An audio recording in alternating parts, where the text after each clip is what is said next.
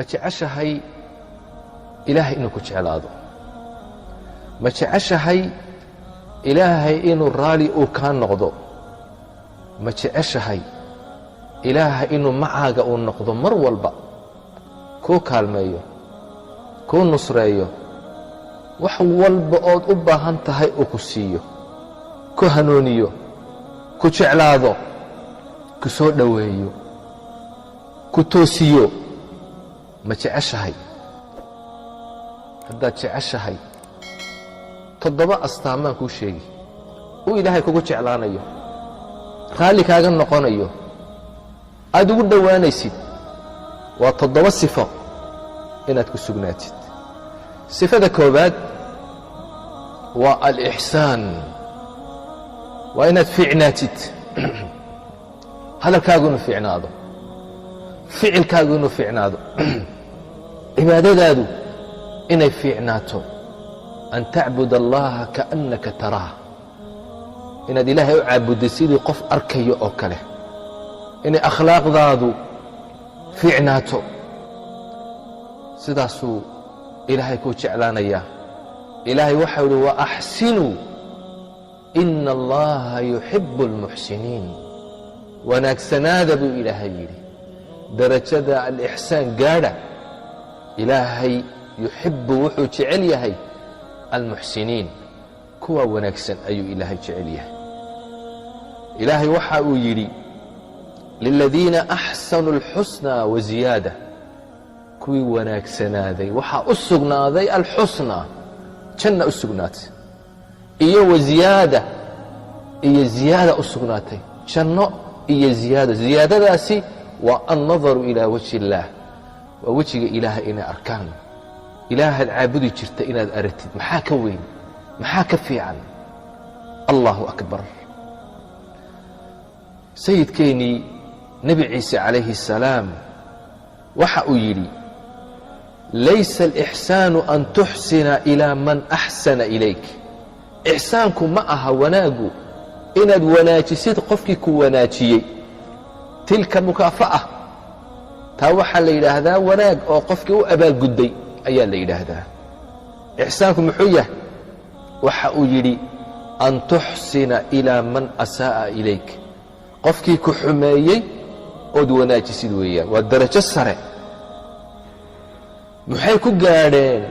inuu ilaahay raali u ka noqdo, inuu ilaahay jeclaado, inay jannada galaan, inay ilaahay arkaan.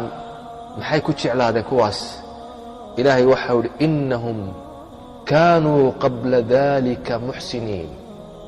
waxay ahaayeen adduunka markay joogeen qaar wanaagsan bay ahaayeen, akhlaaqdoodii iyo qowlkoogu uu wanaagsan yahay. idan sifada ugu horeeya, astaanta ugu horaysa waa inaad noqotid qof fiican.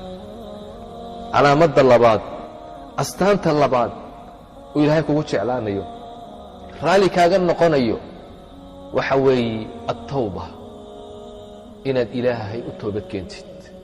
mar walba ilaahay aad u noqotid. ilaahay waxa uu yidhi ina allaha yuxibu الtawaabiin. ilaahay wuxuu jecel yahay kuwa mar walba toobad keena ee ilaahay u noqda. ilaahay wuxuu doonayaa inuu toobada kaa aqbalo, dembiga inuu kaa maydho. ilaahay kugu farxayaa toobadaada. markaad ilaahay u soo noqotid, ilaahay kugu farxayaa. maxaa ka fiican marka?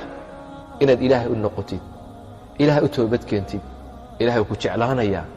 toobaduna waa astaanta labaad uu ilaahay kugu jeclaanayo. ta saddexaad, ilaahay waxa uu jecel yahay uu kugu jeclaanayaa, uu raalli kaaga noqonayaa, waa atatahur, inaad isdaahir yeeshid. qalbigaaga inaad nadiif ka dhigtid, jidhkaaga inaad nadiif ka dhigtid, dunuubta inaad iska maydhid, iyo tahaaradii xisiga ahayd, jasadiga ahayd. wahiyaabaka fatahhir. ilaahay waxa uu leeyahay wahiyaabaka fatahhir. ilaahay waxa uu jecel yahay kuwaasi isdaahir yeela ayuu ilaahay jecel yahay.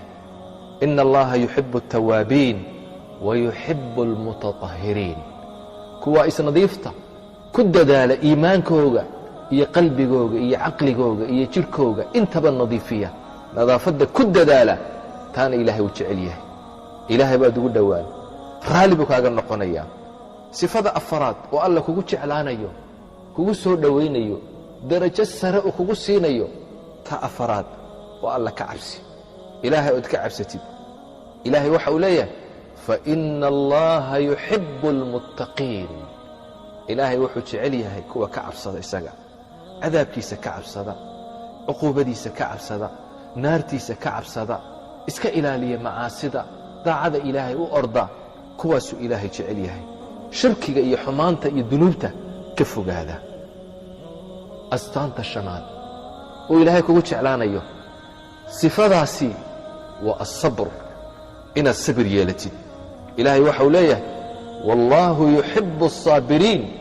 ilaahay wuxuu jecel yahay kuwa sabra daacaadkiisa khayrka ku sabra maxaarimta ilaahay uu kaa xarimay ka sabra ka joogsada qadarka iyo masaa'ibka dhacaya ee qoran ku sabra kuwaasuu ilaahay jecel yahay ilaahay maxaa ka fiican jannada markuu ilaahay uu ku geeye ee jannada aad geshid ay malaa'igtu kugu soo gasho ay tidhaahdo salaamun calaykum bimaa sabartum fanicma cuqba addaar malaa'igtii baa soo gelaysa min kulli baab albaabada jannada waxay ku leeyihiin salaamun calaykum nabadgeliyo korkiina ahaato jannada maxaad ku gasheen waa bimaa sabartum sabirkiinni awgeed daacadii ilaahay baad ku sabirteen maxaarimtii baad ka sabirteen qadarkii ilaahay ayaad ku sabirteen ta lixaad waa altawakul cala allah ilaahay ood tala saaratid asbaabta ood la timaadid